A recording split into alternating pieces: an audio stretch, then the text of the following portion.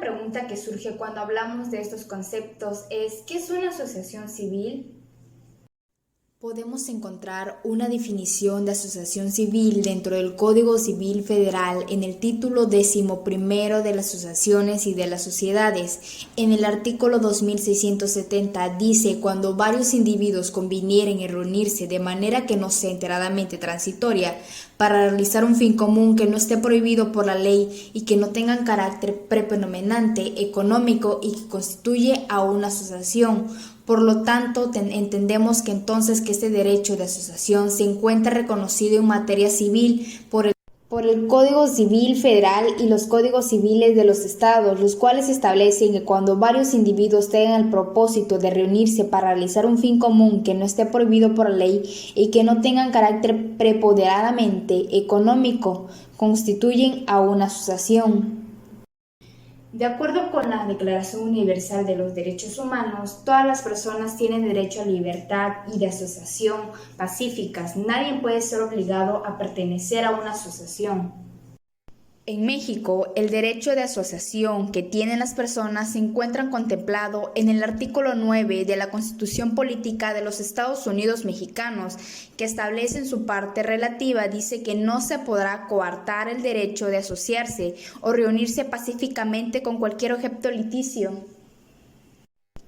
Las personas podrán reunirse con otras y constituir una persona moral con patrimonio y personalidad jurídica propia, distinto al de las personas que la constituyen, refiriéndonos a personas morales no como la existencia de persona como individuo, sino que es un grupo de personas que han creado una organización para cumplir con los objetivos. Las personas morales podrán ser, entre otras, las sociedades mercantiles, las sociedades civiles y las asociaciones civiles. Una pregunta que podemos hacernos al hablar de asociación es: ¿quiénes son los asociados? Los asociados son los individuos que constituyen a la asociación. Son toda aquella persona física que comparte un objeto o meta en común. También podemos responder a: ¿cómo se constituye una asociación civil? La asociación civil se constituye mediante contratos por escrito que deberá constar en una escritura pública ante notario público. La escritura pública deberá escribirse en el registro público para que surte efecto contra personas distintas de los asociados. Otra pregunta es: ¿cuál es el contenido de los contratos de asociación? El contenido de los contratos de asociación o escritura constitutiva es: nombre, domicilio, edad y estado civil de la asociación, denominación de la asociación, objeto de la asociación y bienes que integran el patrimonio de la asociación. En el contrato también viene domicilio de la asociación, forma de administrar la asociación, o sea, el director o el consejo de directores, cláusulas que expresan sobre las facultades del director, administración de la Asamblea General y facultad para realizar actos de dominio, concesión de este, duración de la asociación, que puede ser determinada o indeterminada, estatus de la asociación. También podemos preguntarnos qué es el objetivo social de la asociación civil. El objetivo de la asociación civil se refiere a todas las actividades que llevará a cabo la asociación, entre los cuales destacan realizar actividades asistenciales, educativas, investigación científica o tecnológica, culturales, de preservación de especies de animales y vegetales, sin que tengan por objetivo obtener ganancias económicas, sino más bien con el objetivo de ayudar a otros. Es decir, el derecho reconoce que las personas pueden asociarse para lograr un fin liticio, que en el caso de las asociaciones civiles, este fin será no lucrativo y además la ley y el gobierno ha otorgado beneficios, principalmente en materia fiscal, a este tipo de asociaciones. Con base a lo antes mencionado, una pregunta nueva que surge es: ¿de dónde obtienen los recursos para operar una nueva asociación civil? Para realizar las actividades antes mencionadas, las asociaciones pueden obtener recursos de donaciones de particulares y de organizaciones internacionales, así como de apoyos y estímulos del gobierno. Por ejemplo, las asociaciones podrán ser donatarias autorizadas por el Servicio de Administración Tributaria, o sea, el SAT, o inscribirse al Registro Federal de la Organización de la Sociedad Civil y obtener la clave única de la inscripción para gestionar apoyos del gobierno. Para tener acceso a recursos y a otros beneficios que se puedan otorgar, es necesario que las asociaciones civiles tengan requisitos para ser reconocidos como asociación civil, como ejemplo como los siguientes puntos.